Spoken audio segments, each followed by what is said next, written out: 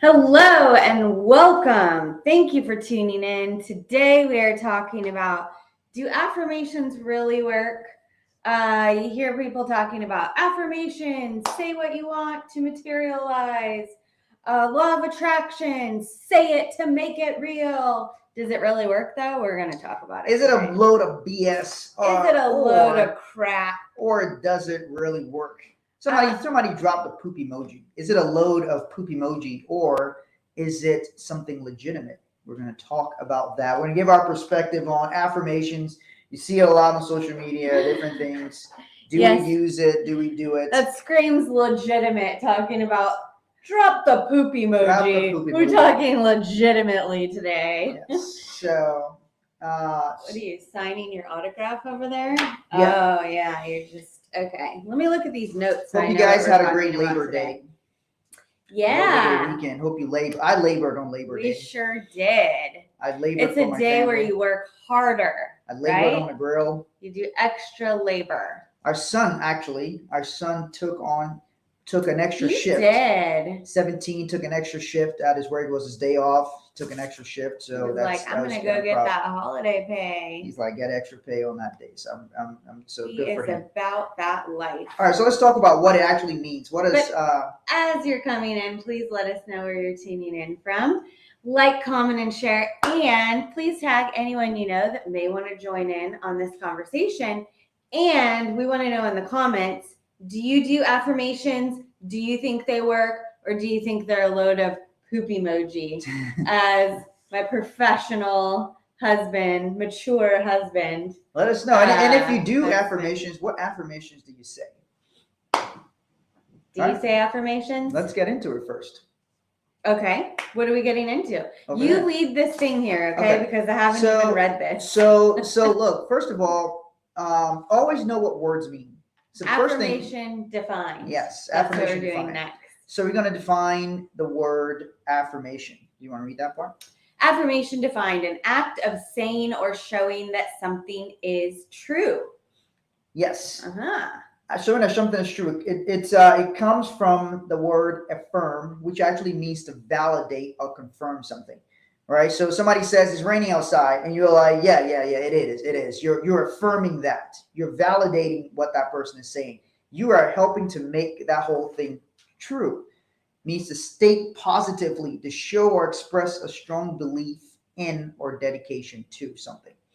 So the origin of the word affirm actually comes from Latin, which means to strengthen or confirm something.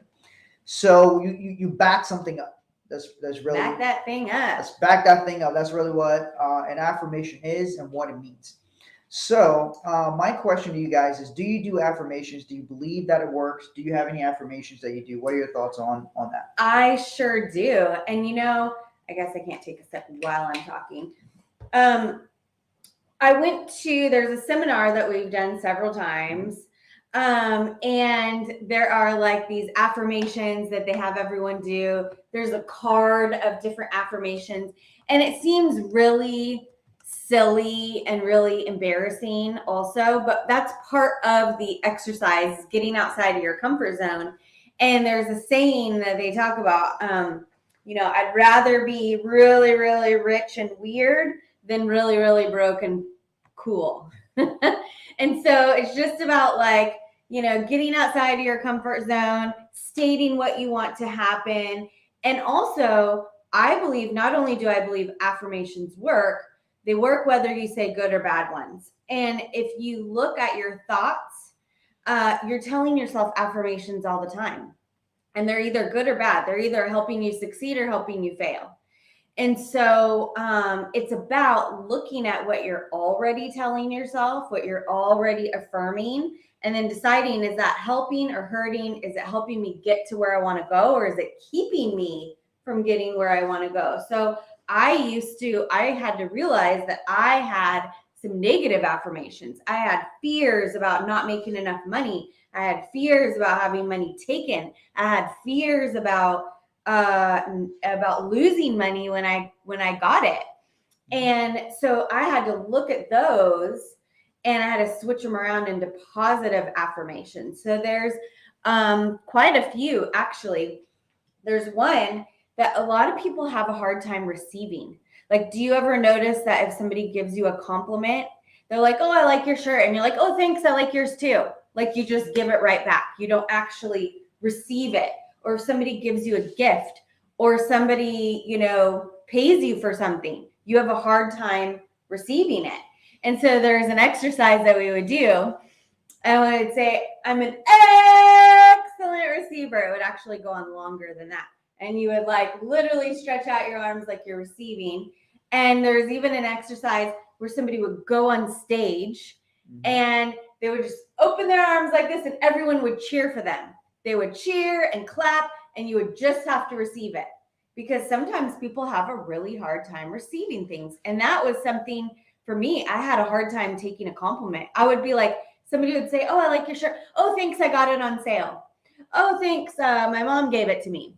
Oh, thanks. I like yours. Like it would always be not just thank you and receiving that. Who cares where you got it or how much you paid or how much you didn't pay or that you like their shirt too. Just take the freaking compliment. Okay. So that's one of them is being an excellent receiver so that I am willing and ready to receive abundance. And then there's also some other ones that I say, money comes easily and often in large amounts. Money comes easily and often in large amounts. So that would counter being afraid of not making enough money or losing it or having to spend it. Hey, it comes in large amounts often. So it's fine to flow.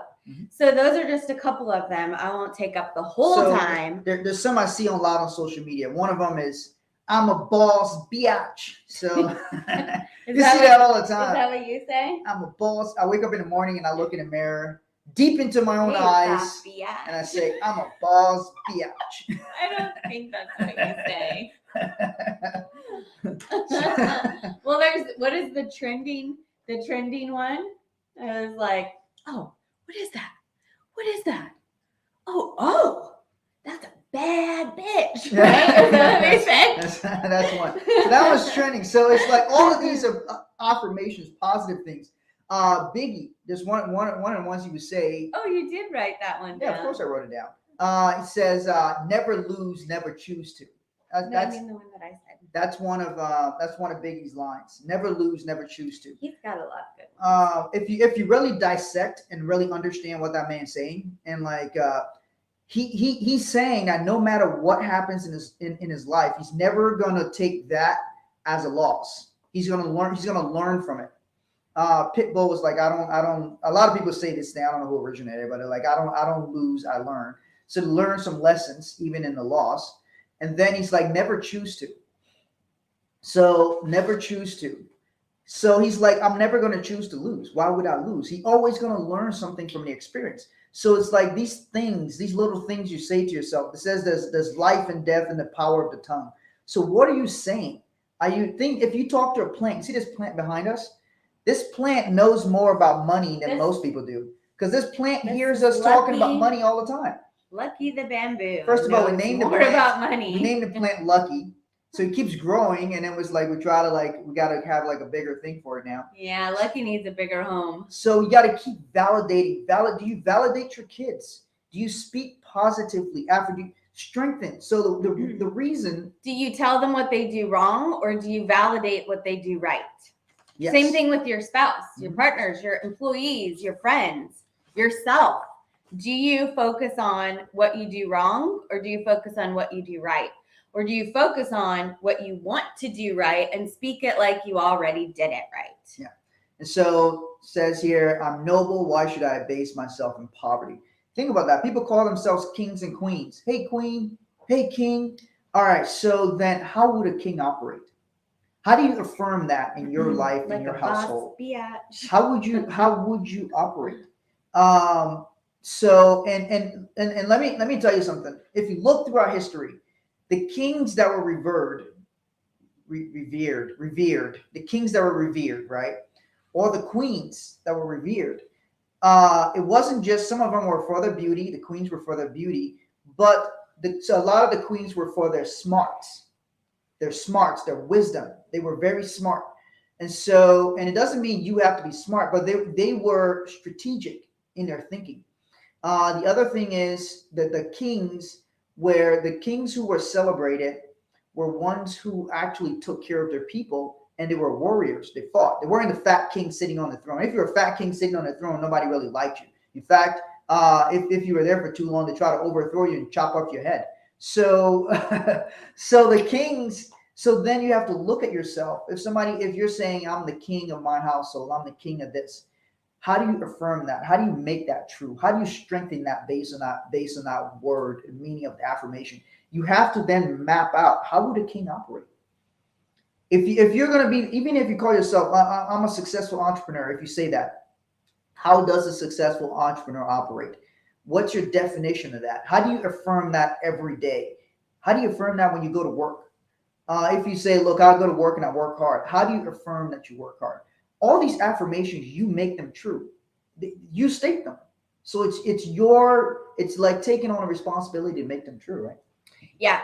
And I go through every day, and there are things that I reaffirm and that have come true by simply focusing on it and saying it. And there's some things that are like a work in progress. So one of the things I say, we're in our best health and fitness.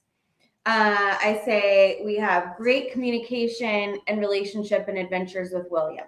Martin and I have great communication, great relationship, great adventures, and you know what? And one of the things with our son, William, who's 17, and any parents out there, especially parents of teenagers, have experienced the challenges of like your sweet child that looks up to you as their hero to like, you can't do anything right and you're annoying and they want nothing to do with you. And navigating how to reinvent and how to, develop your relationship. It's almost like starting over because your kids turn into a teenager and they're becoming their own adult.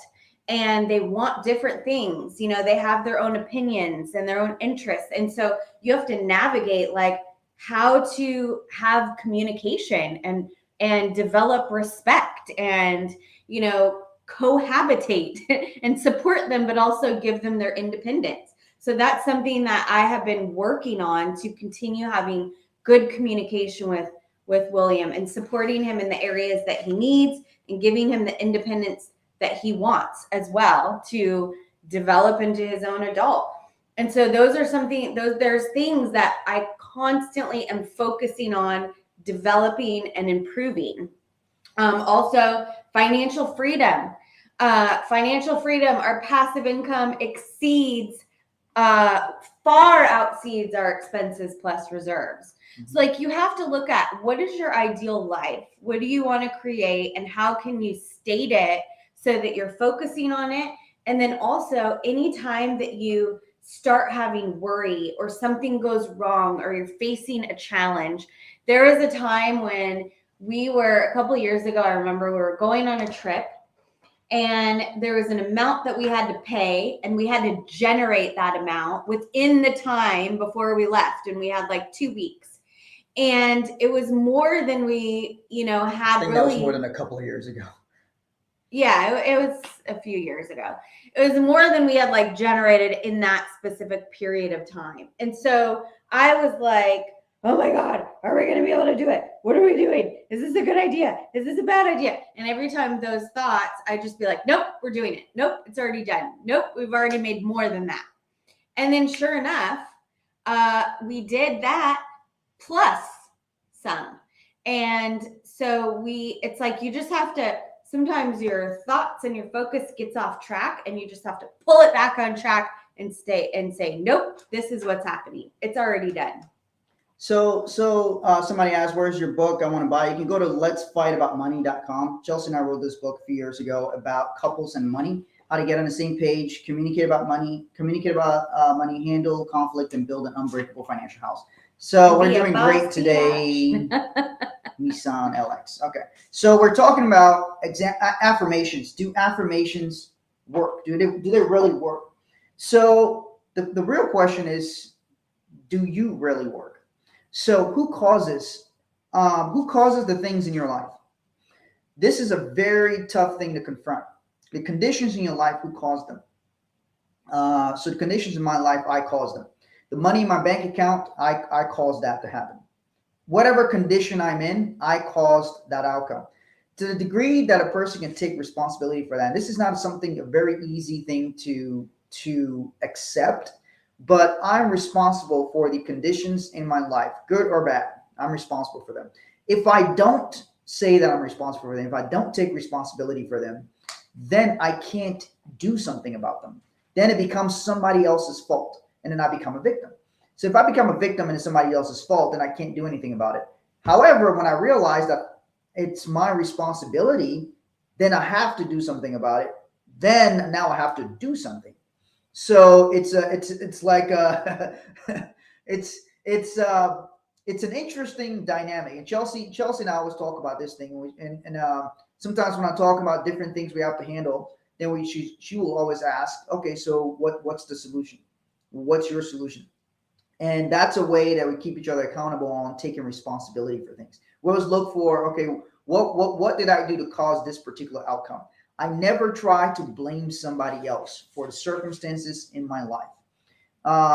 And because if part of my affirmations every day is I take responsibility for every outcome in my life, how did That's a good one. Yeah, I take responsibility for every outcome in my life, right? Good or bad. Then it doesn't mean that even if something bad or negative happens, right?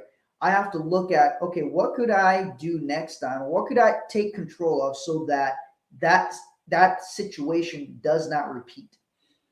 And How only can by you grab willing, that situation by the balls? grab the situation by the balls, man. And how do you make sure that outcome? What do you learn from it? What do you put into place to make sure that situation does not repeat to you? At the same time, because when you're responsible for something, then you're going to look at how you can make that condition better. Somebody said, this is a long post. David, as a king, succeeded by putting his God first and taking action. I'll read it silently because I don't know what the thing said. But you can read it while I'm talking, and then when you're talking, I'll read that comment. So look, you got to look at taking on when you say affirmations and you use them, you back it up with action. Back that thing up. Back it up with some level of action. Like a dump truck. Yeah, like a dump truck. You don't have to be perfect. You don't have to be perfect. One of the things I say with my workouts is one thing I say is nobody regrets going to the gym. You only regret not going to the gym. Yesterday, I was like, I stayed up really late and I woke up and my intention was to go to the gym. And I was like super tired and I'm like, okay, I'm not going to go today. I'm going to make this a rest day. And you know what? I did not like that. So today I went. And so I usually go about 5 times a week. So it's not like I'm slacking. But I say that because it's true for me. And I've never, ever regretted going to the gym. Never. I've only regretted not going. Yeah, and that's something that I have had to really practice at because good morning, Taylor. Good morning, Taylor. Good to see you. I bet she has some affirmations about beets for you. Oh, hell no. See, maybe you can start to love beets. Martin has a love-hate, more like hate-hate relationship with beets. Beets is the devil's juice. They're from the so devils. good for you. It's from the devil. No, that's not true. It tastes if like it was dirt. the devil's Nobody should juice, then it would like taste sweet because it would be a trick. No. Right? No, yeah. So it tastes like dirt. It's from nature. Don't it's healthy. Fall for the crap. Yes. See, I love beets, and you just say that every day, and you will love beets. That's it's Taylor's so affirmation. That's not my affirmation. So good for you. The gym, yes, is over time. I used to be able to do very intense workouts all the time, and then over the years, I've had some pain and some injuries that I haven't really been able to do the same kind of workouts. And so for a while, I stopped working out because I couldn't do the same things. It wasn't working. I was in pain. And now I figured out, how to modify to be able to do exercises that are still challenging, but don't cause pain. And then I started making progress, being able to do more weights, do more rigorous workouts. And then I kind of had a setback and I had to like start over, and I got really discouraged. And I felt like, oh, if I can't do the kind of workout I want to, then I might as well not go. But that's not true. I just have to show up and do what I can and be consistent. And sometimes you may have some setbacks, but you still have to move forward, press forward. You got to do what you can, show up, keep moving forward, and then you build it back. You build it back, whatever the case is, whether it's finances, working out, health, all of that. And what they say, a setback is a setup for a comeback. And Taylor says, what you resist persists. Yeah, like beats. Yes. Yeah. What you resist persists. I haven't resisted beats. I just don't like them. So the thing about that. You have tried them. The thing about that, what you resist persists. Very true. Because you're resisting confronting something. Mm-hmm. So you're resisting confronting something that you might need to. Confront tough situations in your life. Your growth, people think life and all this stuff and all your growth needs to be easy. The things that are desirable to people are never just easy. Six-pack abs, right? If it was super easy to get six-pack abs, they would not be as desirable. Everybody would freaking have them. So try it and find out. Yeah. Somebody says, thank you, love what you're doing. Somebody says, yes, to work, you have dominion, speak it in existence. Absolutely. That's one thing I say is I am a powerful being. I say that. Oysters. Oh, Taylor. I love oysters. I'm a powerful being. Even on the days where I don't feel as powerful, I still say that I'm a powerful being, and I can cause things to happen. And I'm not just talking about a human being. I'm a spiritual being. I'm in a body and I'm living life on this planet, but I'm a spiritual being. And so my spirituality is very important to me. And I believe as a spiritual being, I can cause a lot of things to happen. And I use my body to work to do that, to make this thing work. Somebody says, I'm asking. Answer that question? I'm asking because I literally want to know what's it like being in a relationship with a white woman. Chelsea says, try it and find out. Look, my experience can't be your experience. There's different white women. And you might be with you might find a good white woman. You might find a not so good one. It's the same with every race. And the thing is, the thing is, my affirmation was, one of my affirmations was to come to America. I want to go to America and be successful. I didn't care if I got in what type of relationship I got into, all of that. Chelsea and I think less of us being an interracial couple than other people do. It doesn't even come up in our mind. Do you know what it's like being in a marriage and having a family and running a business? We don't even have time to think about that stuff. It's like other people see it, but it's like we're just two people living life. We don't really think about that, all those kinds of different things. So that's what it's like. It's just like you're with another human being. Yeah. I always find it interesting when people ask about that, because that's probably the only time that we think about it, when people ask us and point it out. It's no different than I've been in relationships with different races. Martin has, and it's the person, the being that you're in a relationship with. So probably the most difference though is not so much our skin color, but our cultural differences. That's a bigger difference. Because you didn't grow up in America for the first part of your years. So we have different experiences from that sense, but not necessarily because our skin is a different color. This happened yesterday. Because I grew up in West Africa. The way even if I was with a Black American woman, you'll actually see that. You'll see there's a cultural difference because of where I grew up, the foods I grew up eating. It's just different. My tribe, my tribal language, all of that is different, right? We gave her, my tribe is Bassa. We gave Chelsea a Bassa name, Mapu. Mapu is a Bassa name. It means fancy woman. That doesn't mean fancy white woman. It means fancy white woman. So we call her Mapu because when you want to act like you're too fancy, then they call you Mapu.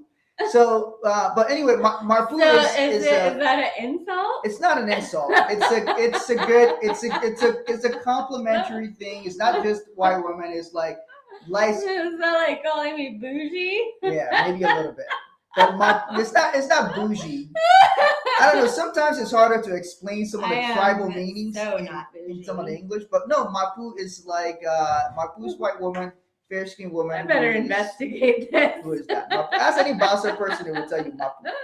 So but that's the cultural thing is something that's last night has happened. So what's the thing you were calling it? The thing at the school? What the kids spin around? Tetherball. Tetherball. Okay. So I saw that and I said, oh, in Africa, the tetherball was with old cans. So they would take like an old can, like a soup can, and tie it onto something, and you spin it around. And so that's how we played. Because I asked. Now, of course, not everywhere in Africa is like this. I just happen to be, and I like to play a lot with the fancy part. No, that was not the fancy part. I happen to also like to play with the street kids because when I came to America when I was a kid, and they have a saying in Liberia: when you're soft, they call you an American chicken, right? Because some of the African chicken is not pumped with hormones, so it's a little bit tougher. In Liberia, if you're soft, they call you African chicken. So you don't want to be called an African chicken, okay, when you're in Liberia. So as a result of that, you have to go and work with. I had to go like toughen up, and sometimes I play with the street kids. We used to play soccer barefoot, stuff like that, because you don't want to be a weakling. So power couple, happiness number one. Other things not important. Absolutely, Robert. Yeah. See, this person says happy you're figured it out. Secret of your relationship is good goals. Oh, I'm sorry, I'm interrupting you. Sorry, Mapu. My wife is Nigerian and I'm Liberian, but we have lots of cultural differences. Yes. So yeah, even people who have the same skin color, they still can have cultural differences. Even like not so much, but still even in America, different states. You know, like I moved from California to Georgia, and there's cultural differences, different words, different foods. Not quite the same as different countries, but if you're from Malibu, you meet somebody from some of the backwoods of Kentucky. Yeah, it's like a different country. Yeah. But yeah, even Liberian, Nigerian, the foods are different. Clearly, Liberia has better jollof rice. So. And actually, people have commented and said we look alike. People have said that. They say Chelsea and I look alike. One time we went to a Ghanaian event, and somebody asked if Chelsea was from Ghana. They asked if she was Ghanaian, and it was serious. I thought they were joking. I thought it was serious. So seriously, yeah, because they see you as light skin. She's actually light skin Chelsea. She's not white anymore. She's light skin. Well, Chelsea. you know, as a kid growing up, I never, when you have to check like the race box, I never wanted to check white. I always checked other because, and I would say, well, I'm not white. I'm Italian because I have multiple. I am a mixed race, but I have a lot of Italian, and so I would say, oh no, I'm not white. I'm Italian because I just thought white sounded boring, and so I had a Hawaiian aunt. She was Hawaiian, and she married my dad's brother. So she wasn't by blood. And I would tell people that I was Hawaiian too. She's Hawaiian. Because she's claiming everything. She loves everybody. Mapu is a woman who is distinct in her class, very unique and classic, and that's why she's Mapu. So there you go, Mapu. So it sounds like you're saying something. I'm just laughing at somebody's username over here. Oh, okay. All right. So on that note, somebody thought you were Mexican. Oh, thanks. Say you're Spanish. Speak some Spanish. I'm not allowed. I'm not allowed. Spanish. Our son William, we went to a Mexican restaurant last night, and I was trying to, speak to some of We spent 2 weeks. And William said, "Don't ever do that again." We spent 2 weeks in Cartagena, Colombia. So Chelsea was trying to practice. She's trying to practice the Spanish, and all the kids would be laughing at her. But it was fun. She does a good job. It's on the verge of insulting. Yeah, because it's so bad. I teach her a little bit of Basa and How did some we other meet? tribal language. I showed up on his doorstep In her hot pants. Literally. It's a true story. Yeah, we'll have to tell you guys sometime. But if you like some of the things we're talking about, you want to understand. Hello, madam. Hello. You want to understand your finances a little bit better. We have a free gift for you. You can go to, tell them where they can go to. 6buildingblocks.com/intro. And you can learn a little bit more about what we actually teach people. We don't just talk about, silly nonsense. Not that.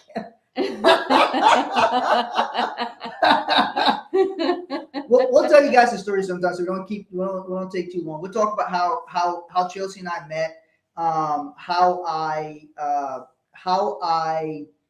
grilled her because at the time it was like an interrogation. And how to know you're finding the right person. Yeah. And how do you evaluate that? By first knowing yourself, knowing what you want, what you're trying to do, what you're trying to go in life. I had dated people and I'm like, okay, this person's not the right person for me, and I would quickly cut off the relationship. So I didn't want to waste time if the person wasn't the right person for me. So I needed to find out quickly in the beginning. So I did ask her a lot of questions about goals and all that. And some girls would give me stupid answers. And I'm like, okay, well, she's still working on herself. She's not quite there yet. So she's not the right one for me. And, I would be like, hey, let's just be friends. So anyway, talking about that type of stuff, you got to understand where you are and what you're trying to do. And if you're trying to understand where you are financially, like we put up here on the screen, 6buildingblocks.com/intro, and that'll help you understand the 6 building blocks of your finances. Maybe I can add Mexican to my list. Could Somebody be some says, Mexican somewhere. I do have some Portuguese. How did you court her? We'll talk about that. We'll do an episode where we share about how we met, what we did, how to find a good partner. Love story of Martin and Chelsea. How to find a good partner. How to know they're the right partner. How to know who to trust. What questions we didn't ask. What questions we asked and what questions we didn't ask. What do we need to know? And how do we still have these conversations? How do we still have tough conversations and things we're trying to do? How do we keep growing? You can't stay stagnant. How do you keep growing as a person? How do we not outgrow each other? How do we stay, what did it say, equally yoked? How do you stay balanced? Balance meaning one person starts growing, the other person is way down here. Yeah. How do you make sure your relationship is that structured balance for what you want to need out of a relationship? All of that we're going to talk about. We're going to talk about that. So thanks for joining us. Thanks for watching. The website is 6buildingblocks.com/intro. There is a link in our bio on Instagram, and we can't really put the link in the live, but we can do it after, unless Rain, if you're able to get on our Instagrams really quick. But otherwise, go to my Instagram, but yeah. So and then go to Martin's Instagram if you can, and otherwise we'll put the link in after we post the live, because when we end this live, the comments go away. So if you guys have any questions, please reach out to us. Send us a DM. You can also check out the links in our bio. But if you want to get a free gift and learn a little bit more about us and what we teach, thank you. You can go to 6buildingblocks.com/intro. Awesome. So we'll catch you guys tomorrow, 9:30 a.m. Eastern time. Adios. All right, she's got that one. That wasn't too bad.